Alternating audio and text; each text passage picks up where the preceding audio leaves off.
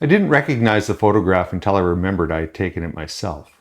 An old Vietnamese basket boat sat alone on the sand, worn and scarred from years of use.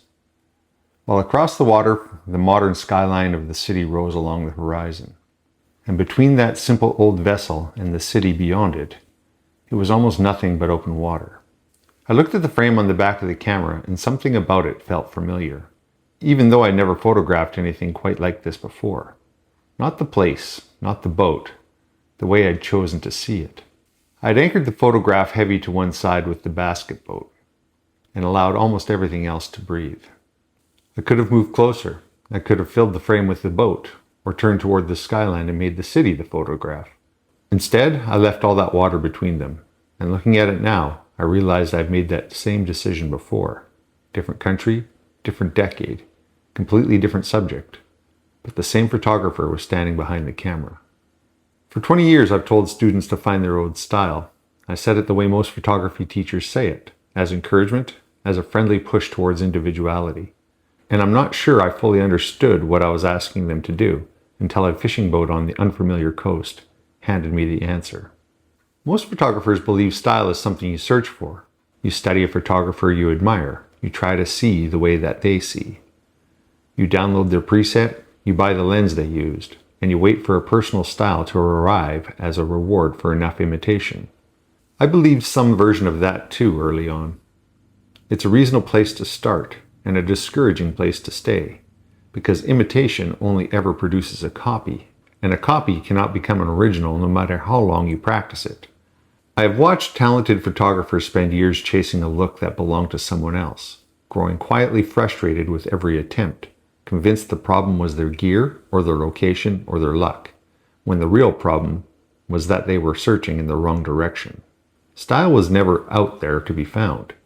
It was already behind the camera, waiting to be recognized rather than manufactured. I have an early photograph taken in my first year behind the camera, and I still keep it as a reminder. It's a landscape shot in the exact manner of a photographer I admired at the time. Same composition formula, same heavy processing, same mood borrowed wholesale from someone else's portfolio. It's a competent photograph, and it's also not mine in the way that matters. I didn't know the difference between a photograph that looked accomplished and a photograph that sounded like my own voice. And it took years of shooting before I understood the freedom of that distinction. The freedom is this. Once you stop searching outside yourself for style, you stop needing anyone's approval to know your work is working, and you start trusting the pattern that is already yours. Here's what nobody told me, and what I only proved to myself on a coastline 8,000 kilometers from home. You already have a style. It's not hiding in a filter or a focal length. It's hiding in the small decisions you make without noticing you're making them, repeated often enough and long enough that they stop looking like decisions and start looking like you. I want to show you 3 photographs, one from the Okanagan, one from the Pacific coast of Vancouver Island, and one from Vietnam. Different locations, different countries, different subjects, different years of my life. Looking at them side by side is the only proof I ever needed that a personal style is not a location, not a subject, not a piece of gear. It's a pattern of choices that follows you, wherever you point the camera. First is the Okanagan photograph. Rows of vines climbing down a hillside toward a lone tree along the edge of Okanagan Lake. The Vineyard creates a strong repetition of lines and patterns, pulling the eye through the frame until suddenly the tree interrupts the rhythm and gives the photograph somewhere to settle. Almost half the frame is not vineyard at all. It's water. I could have cropped it tighter and made the photograph entirely about the vineyard, the symmetry, the rows, the repetition. Instead, I deliberately left the large expanse of lake above it, a space that gives the vineyard room to breathe, creates a sense of scale that disappears the moment you crop it away. And that's a decision I recognize through my work. I've never felt compelled to fill every corner of a photograph simply because something was available to put there. Sometimes what you leave alone is every bit as important as what you photograph. The second is a Pacific coast photograph. A massive piece of driftwood lies alone on the beach, its weathered trunk beginning near my feet and pulling the eye through the frame toward the water. Beyond it, the Pacific has been softened by the long exposure, while layers of rocky islands and coastal forests slowly disappear into the fog. The driftwood stays sharp, heavy and full of texture. Everything beyond it becomes progressively quieter. I could have moved closer and made the photograph entirely about the driftwood, or pointed the camera towards the islands disappearing into the mist.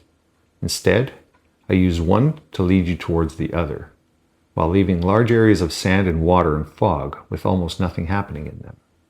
Different coast, completely different subject, but again, the same instinct. Give the eye one strong place to begin, then give it somewhere quiet to go. The third is the Da Nang photograph, the one that started this whole realization.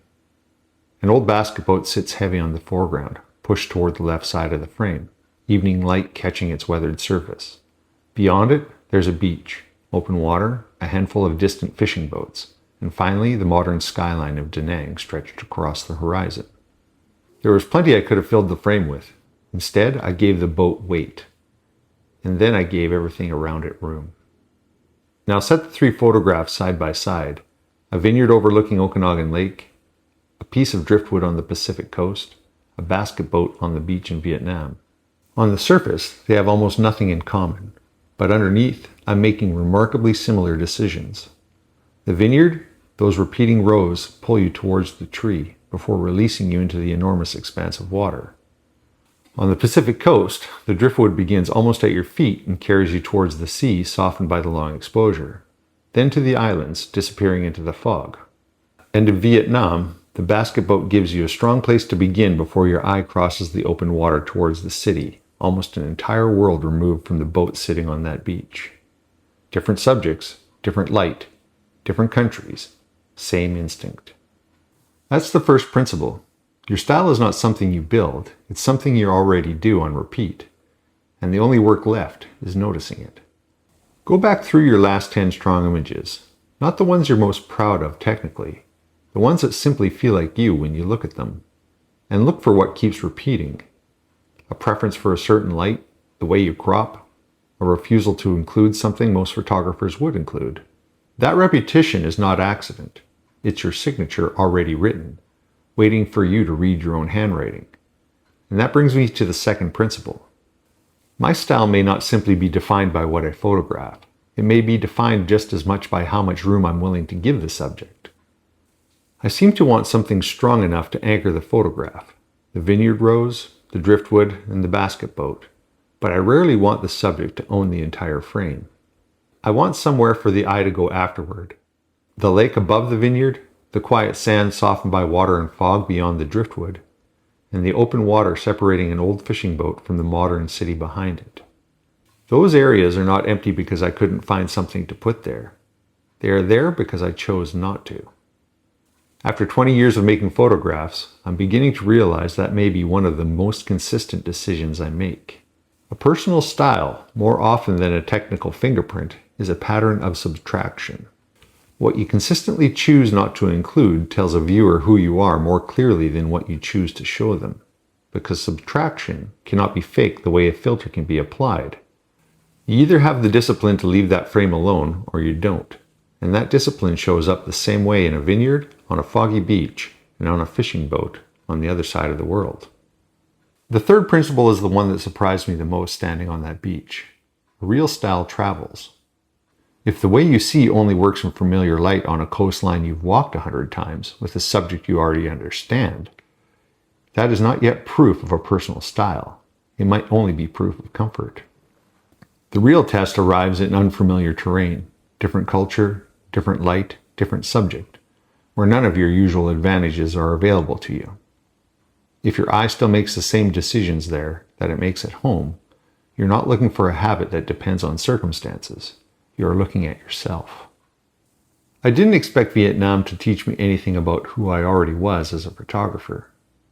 I expected it to change me, to challenge everything I thought I knew, to force a new way of seeing onto old habits. But standing on the beach at sunset, watching the fishermen in their basket boats, I didn't become a different photographer. I recognized the same one in a different place that I've never been. There's something unsettling about that, and if I'm honest with you, I'm in the middle of dismantling almost everything familiar about my life.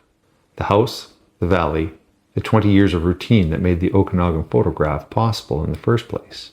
A student asked me last year, before any of this move was public, whether leaving the Okanagan would mean leaving behind the work that built my reputation here. It was a fair question, and at the time I didn't have a real answer for it, only reassurance. I assumed privately that it might mean my work would change along with everything else, that a new country would eventually produce a new photographer, and that the work I built my business and following on might not survive the move intact. What Vietnam showed me instead, that the eye does not pack differently than the rest of you.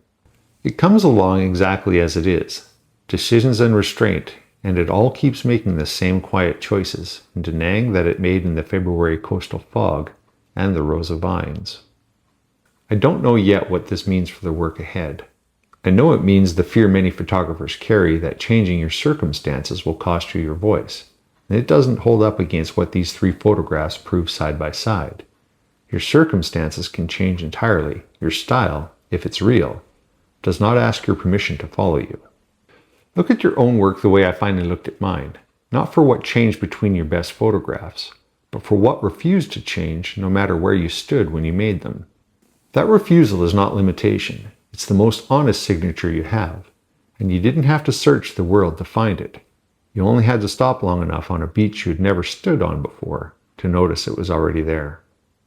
You don't need a new country to run this test, though a new country made it impossible for me to ignore. Pull up 10 images from 10 different situations, 10 different subjects, 10 different years if you've been shooting long enough to have them.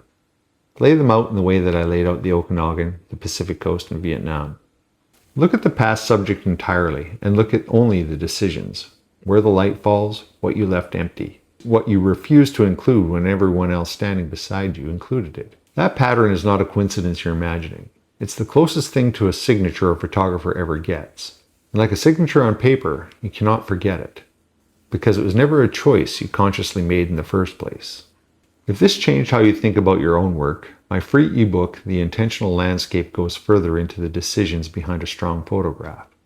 The ones you make without noticing until someone asks you to explain them. The link is below in the description. If this way of thinking resonates, stay with the work, like the video and subscribe. Keep watching as the next chapter unfolds, wherever it ends up being photographed. The light doesn't wait, and neither should we.